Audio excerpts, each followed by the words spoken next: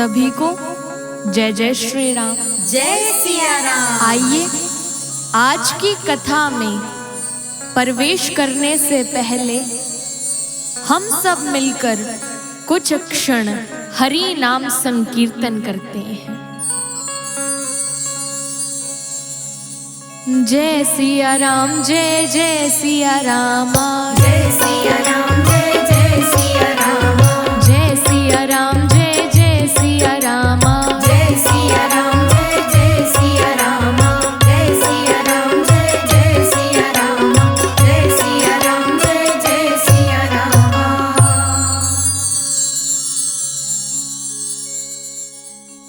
एक बार के त्रेता युग की घटना का उल्लेख करते हैं गोस्वामी जी।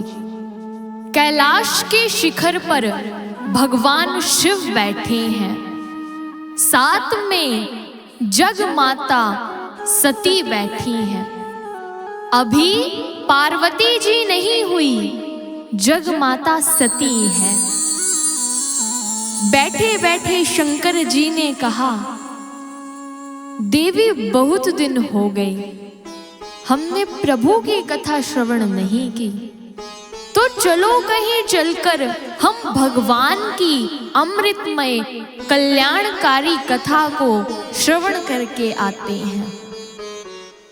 मां सती ने कहा कि भगवान, ऐसा कौन कथावाचक है भारत में जो आपको कथा सुनाएगा।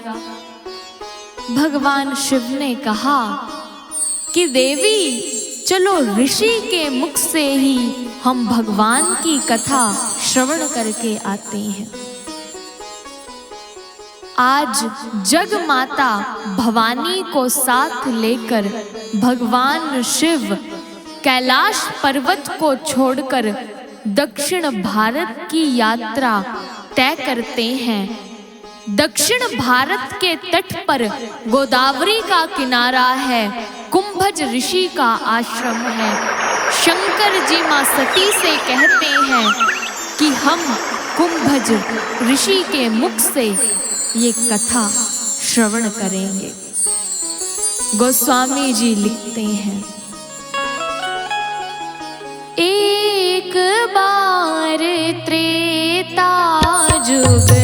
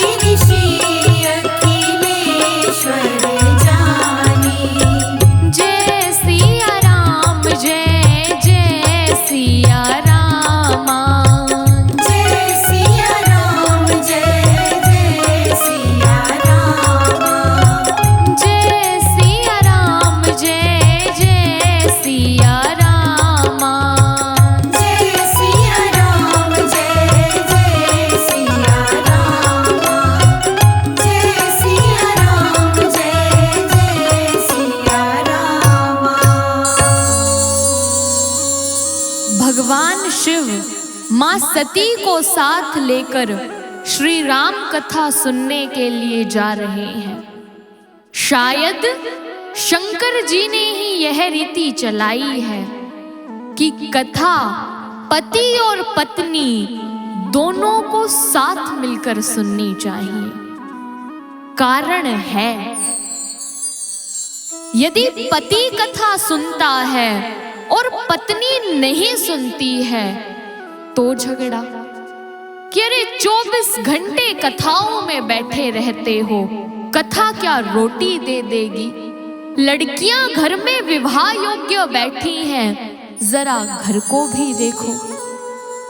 और यदि पत्नी कथा सुनती है और पति नहीं सुनता है तो झगड़ा कि अरे 24 घंटे बाबाओं में घूमती रहती हो, तुम्हें घर का कोई ध्यान नहीं। लेकिन जब पति और पत्नी दोनों साथ मिलकर कथा सुनते हैं, तब परिवार का वायुमंडल दिव्य बनता है, अलौकिक बनता है।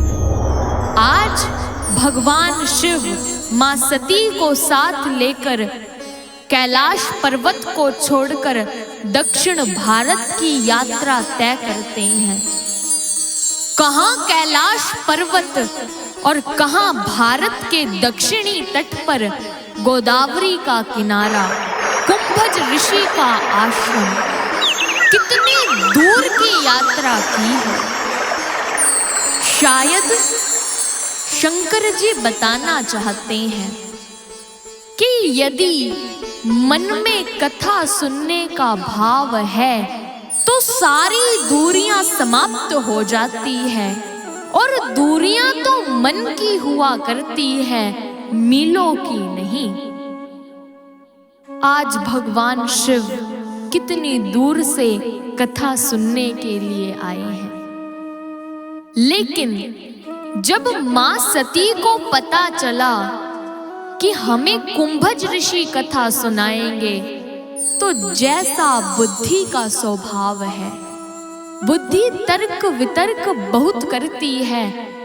बुद्धि अपने से योग्य किसी को मानती ही नहीं। आज उसी प्रकार मां सती भी सोच रही है कि ये कुंभज ऋषि, अरे जिनका जन्म ही घड़े से हुआ है, कुंभ से जन्मा हुआ कुंभज, वो हमें क्या कथा सुनाएगा। पहले ही मन में धारणा बना ली। लेकिन अगस्त ऋषि का नाम ही कुंभज ऋषि है।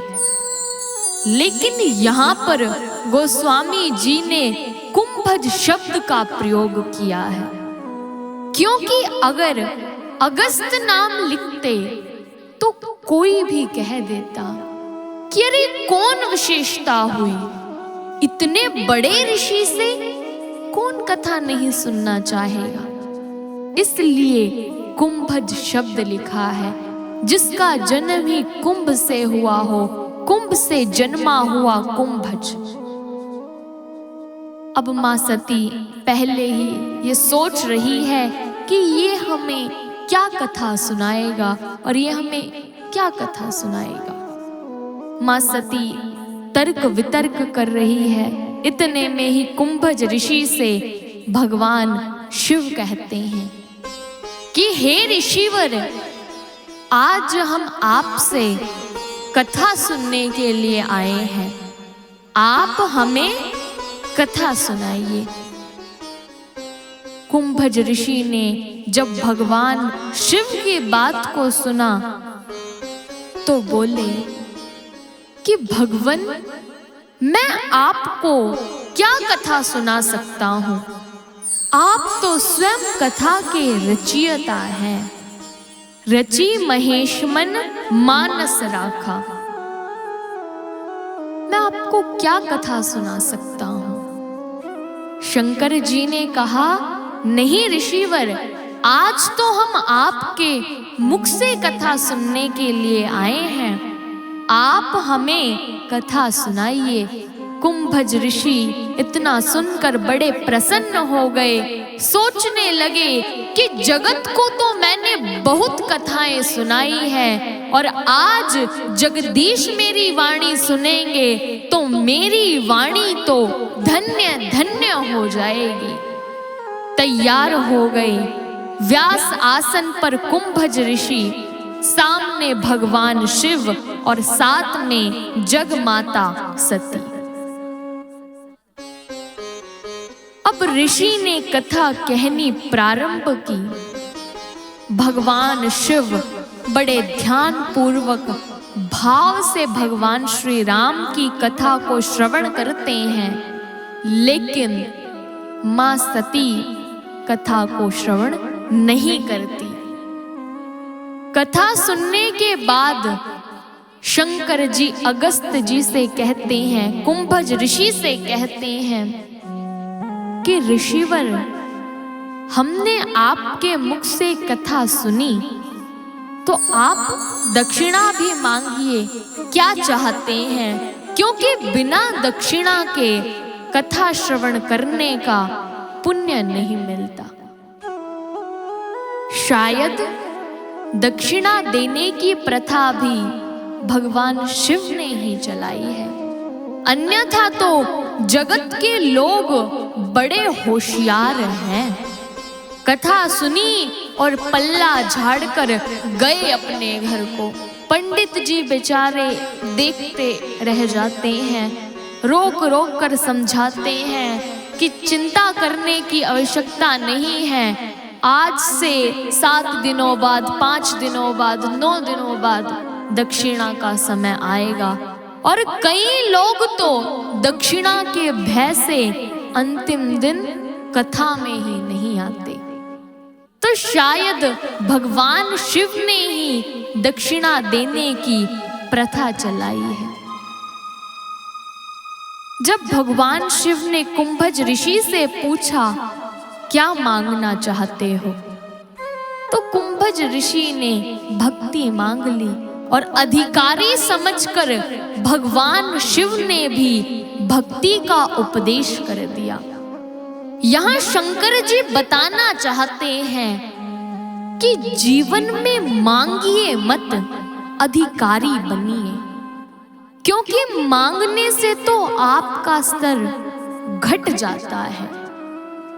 तो इसलिए जीवन में मांगिए मत, अधिकारी बनिए। आज से 100-200 वर्ष पूर्व मंदिर की मूर्तियां बोला करती थी, लेकिन जब से लोगों ने मांगना बहुत प्रारंभ कर दिया, तब से मंदिर की मूर्तियों ने भी बोलना बंद कर दिया। अरे आप सोच कर देखिए कि जगत के साधारण पिता को भी यह ज्ञान होता है कि उसकी संतान को क्या चाहिए, तो क्या जगत पिता को ये नहीं मालूम कि हमें क्या क्या चाहिए?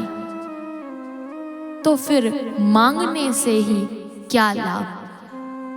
भगवान शिव ने तो अधिकारी समझकर भक्ति का उपदेश किया है और अब ऋषि से विदा लेते हैं।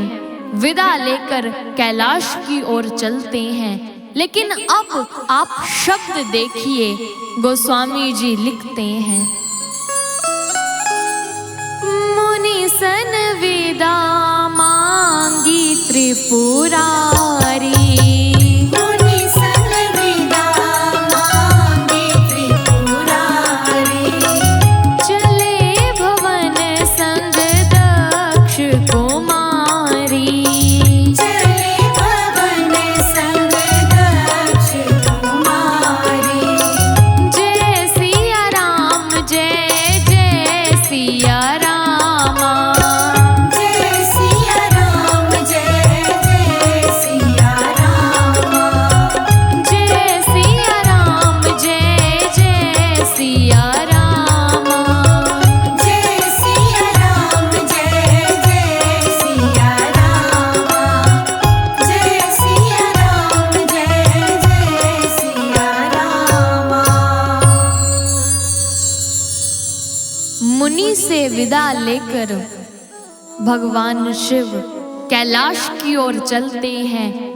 लेकिन आप शब्द देखिए, जब कथा सुनने के लिए आए थे तो कितने विशेषणों के साथ मां सती को सम्मानित किया था। संग सती जग जननी भवानी। लेकिन जब मां सती ने कथा नहीं श्रवण की तो जितना सम्मान किया था वो सब सम्मान घट गया। एक साधारण बाप की बेटी बता दिया। मुनि को प्रणाम करके विदा लेके कैलाश की ओर जैसे ही भगवान शिव और मां सती जाते हैं तो मार्ग में प्रभु श्री राम के दर्शन होते हैं।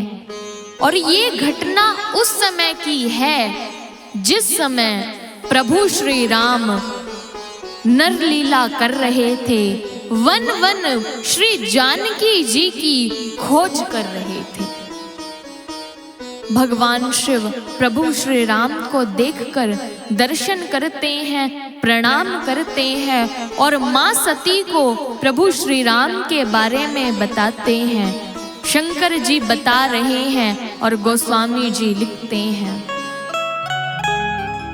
जासु कथा कुंभज ऋषि गाई, जासु कथा कुंभज ऋषि गाई, भक्ति जासु मैं मुनहि सुनाई, भक्ति जासु मैं मुनहि सुनाई, सोहि मम इष्ट देव रघुबीरा, सोहि मम इष्ट देव रघुबीरा, सेवत जाई सदा मुनि धीरा, सेवत जाई सदा मुनि धीरा, जय सिया राम जय जय सिया रामा, जय सिया राम जय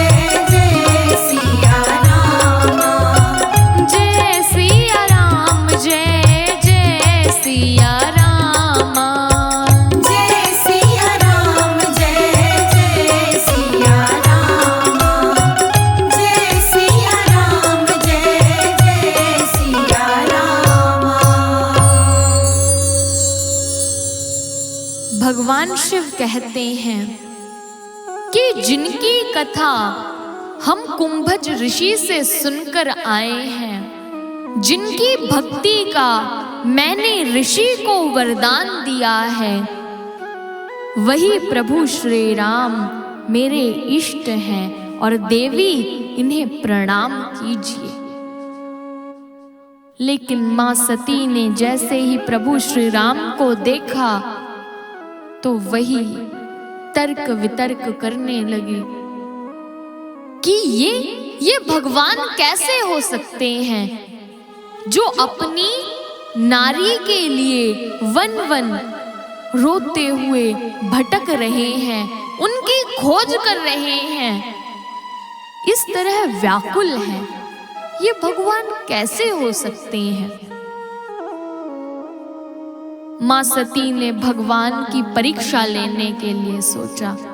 अब भगवान शिव तो समर्पण करके चले गए। कहा, भगवान अब जो होगा वो आप कराएंगे।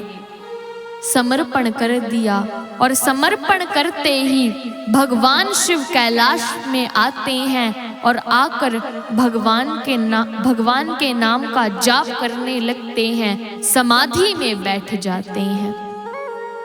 और अब मां सती सीता जी का वेश बनाकर जाती है।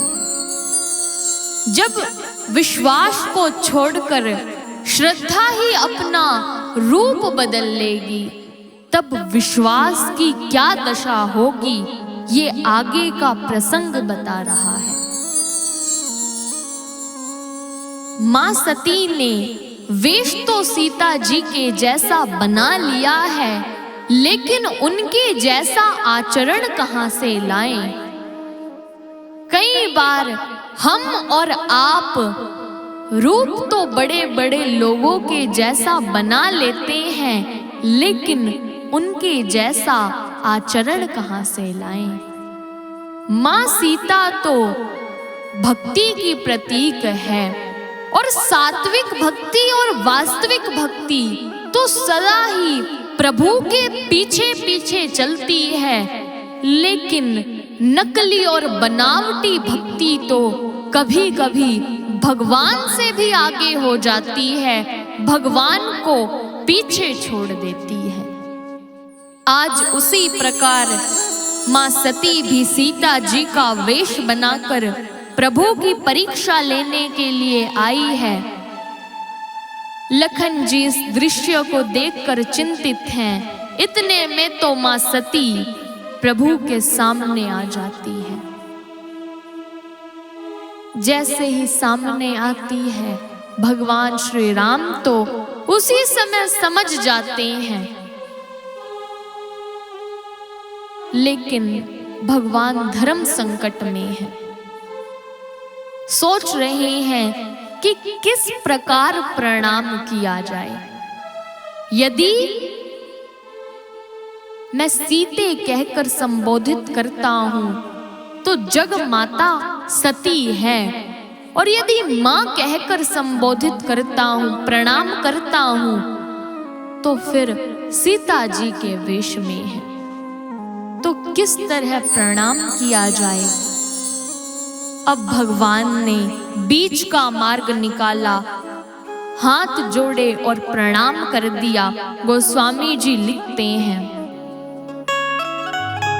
जोरी पानी प्रभु कीन प्रणामू, जोरी पानी प्रभु कीन प्रणामू, पिता समेत लीन निज नामू, पिता समेत लीन निज नामू, जय सिया राम जय जय सिया रामा, जय सिया राम जय जय सिया रामा, जय सिया राम जय जय सिया रामा।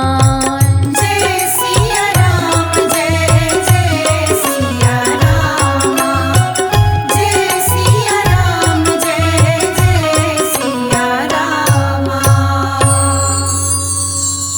भगवान ने बीच का मार्ग निकाला, हाथ जोड़े और पिता के नाम के सहित अपना परिचय बता दिया। कहा, मैं दशरथ पुत्र राम आपको प्रणाम करता हूं। अब भगवान ने प्रणाम क्यों किया? संतों ने बड़ा सुंदर उदाहरण दिया है कि एक तो भगवान जानते हैं कि आज परीक्षा होनी है, और परीक्षा का तो ये सामान्य नियम है कि जब भी परीक्षक परीक्षा लेने आए तो सभी विद्यार्थियों को खड़ा होकर हाथ जोड़कर गुरु जी का अभिनंदन व वंदन करना चाहिए। और दूसरा, भगवान मानते हैं कि ये तो नकली और बनावटी भक्ति है, और ऐसी नकली बनावटी झूठी कपटी भक्ति को तो भगवान भी दूर से ही हाथ जोड़ देते हैं। जब भगवान ने प्रणाम किया तभी सती मां को समझ जाना चाहिए था कि भगवान ने मुझे पहचान लिया, लेकिन जैसा बुद्धि का स्वभाव है तुरंत तो किसी की बात नहीं मानती। इतने में तो प्रभु श्री राम ने दूसरा प्रश्न और कर दिया।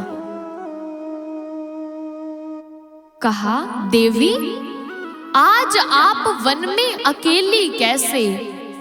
वृषकेतु भगवान शिव आज कहाँ है? जैसे ही इतना सुना तो मां सती समझ गई कि भगवान ने मुझे पहचान लिया। घबराई हुई वहां से दौड़कर भगवान शिव के पास जाती है और सोचती हुई जा रही है, मैं जाकर भगवान शिव से क्या कहूंगी?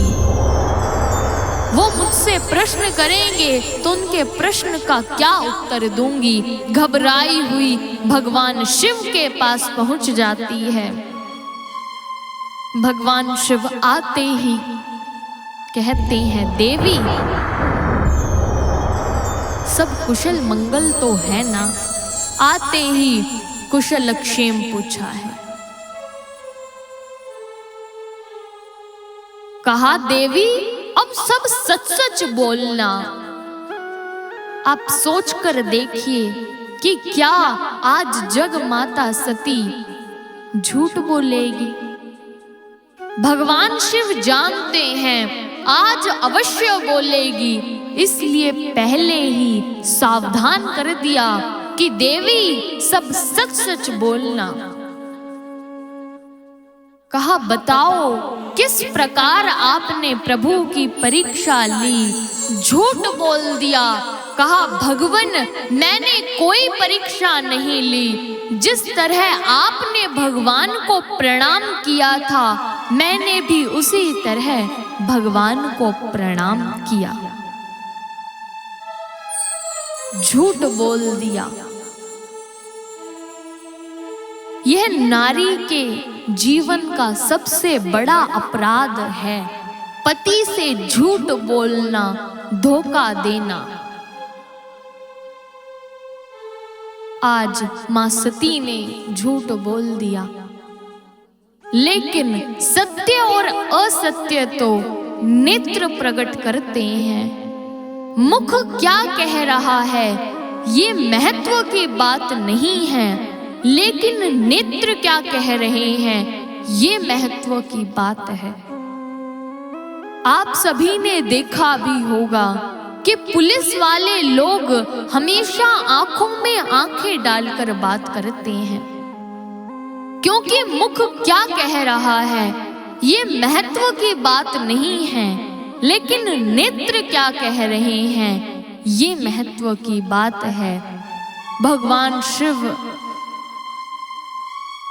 समाधि में बैठते हैं और पता चलता है, सारा दृश्य प्रत्यक्ष दिखाई दे रहा है कि किस प्रकार भगवान की परीक्षा मां सती ने ली। मन ही मन भगवान शिव ने मां सती का त्याग कर दिया और समाधि में बैठ गए। जैसे ही मां सती को भी ये अनुभव होता है, आभास होता है कि भगवान शिव ने मेरा त्याग कर दिया, तो बस रोना प्रारंभ कर दिया। रोते रोते काया कृश हो गई और कांति मलिन हो गई। ना श्रृंगार करती है, ना स्नान करती है, ना भोजन बनाती है।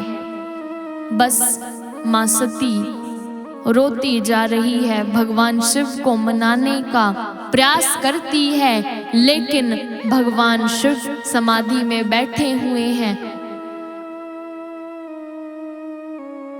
और भगवान श्री राम के नाम का जाप भगवान शिव कर रहे हैं। आगे की कथा हम अगले प्रसंग में श्रवण करेंगे और आइए राम नाम के साथ हम आज की कथा को विराम देते हैं। श्री राम जय राम जय जय राम, श्री राम जय राम जय जय राम, श्री राम जय राम जय जय राम, श्री राम जय राम जय जय राम, श्री राम जय राम जय जय राम, श्री राम जय राम जय जय राम, श्री राम जय राम जय जय राम, श्री राम जय राम जय जय राम, श्री राम जय राम जय जय राम, श्री राम जय राम जय जय राम। सभी को जय जय श्री राम। जय जय श्री राम।